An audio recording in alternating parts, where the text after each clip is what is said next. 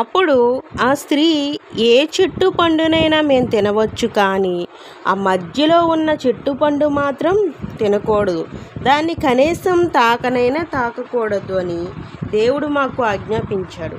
ఒకవేళ అలా చేస్తే మేము చచ్చిపోతాం అని అంది. అప్పుడు పాము, అది నిజం కాదు, మీరు చనిపోరు, ఆ పండు తింటే మీరు దేవునిలా అవుతారు, మీకు మంచి చెడు తెలుస్తుంది, ఆ సంగతి దేవునికి తెలుసు, అందుకే అలా చెప్పారు అని అంది.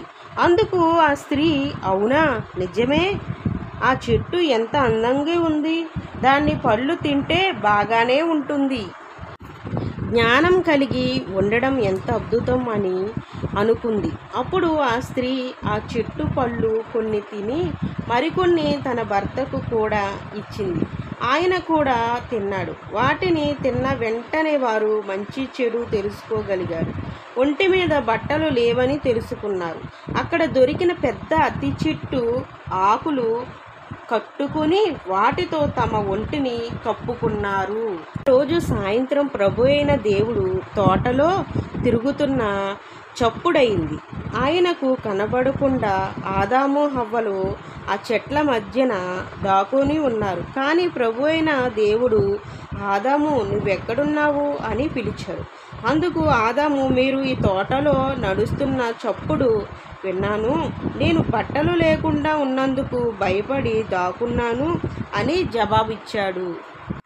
దేవుడు, నువ్వు బట్టలు లేకుండా ఉన్నావని నీకు ఎవరు చెప్పారు? నేను తిన్నా వద్దని చెప్పిన పళ్ళు తిన్నావా అని అడిగాడు.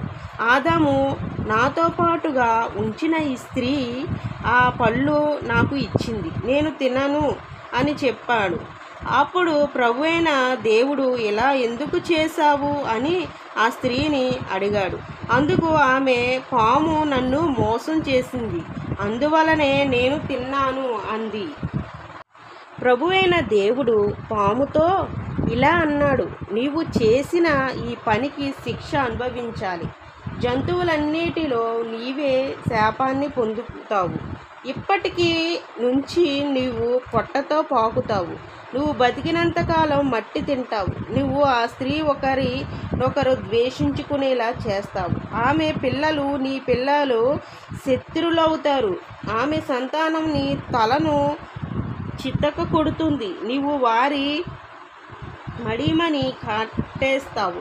ఇంకా ఆదామును ఆ స్త్రీని దేవుడు మీరు కష్టాలు అనుభవిస్తూ ఉంటారని శపిస్తాడు.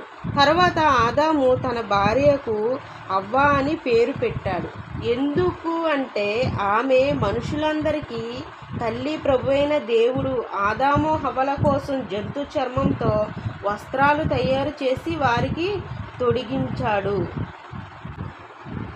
అప్పుడు ప్రభువైన దేవుడు, ఇప్పుడు మనుషులు మనలో ఒకరు అయ్యారు, వారికి మంచి చెడు తెలుస్తున్నాయి. మనిషిని జీవనిచ్చే చెట్టు పళ్ళు తినకుండా చూడాలి, ఒకవేళ తింటే వారు నిత్య జీవిస్తారేమో అన్నాడు. అందుకని ఆయన వారిని ఏదేము తోటలో నుంచి బయటకు పంపేశాడు.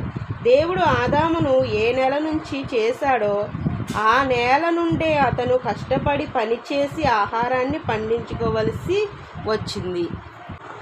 ఈ కథలో ప్రజలు దేవుని మార్గంను అనుసరించకపోతే ఏం జరుగుతుందో మనం చదువుతాం. కసాయి, హేబేలు అనేవారు ఆదాము హవ్వల పిల్లలు. ఒకరోజు కాయేను తన పొలంలో పండిన కొంత పంటను ప్రభువుకు అర్పించాడు. హేబేలు తన గొర్రెల మందను పుట్టిన మొట్టమొదటి గొర్రె పిల్లను తీసుకొని వచ్చి దాన్ని చంపి మంచి మంచి భాగాలను ప్రభువుకు అర్పించాడు. ప్రభువు హేబేలు విషయంలో సంతోషించి అతను అర్పణను అంగీకరించాడు. కానీ కాయేను అర్పణను దేవుడు అంగీకరించలేదు. కాయేనుకు చాలా కోపం వచ్చింది. అప్పుడు ప్రభు కాయేనుతో ఇలా అన్నాడు, నీవు ఎందుకంత కోపంగా ఉన్నావు? మంచి మనసుతో నీ అర్పణను అర్పించలేదు, అందుకే నీవు సంతోషంగా లేవు. నువ్వు మంచి పని చెయ్యలేదు, కనుక పాపం నిన్ను పట్టుకోవడానికి సిద్ధంగా నీ వెంటే ఉంది. అది నిన్ను లొంగ తీసుకోవాలని ఉంది. దాన్ని నీవు జయించాలి.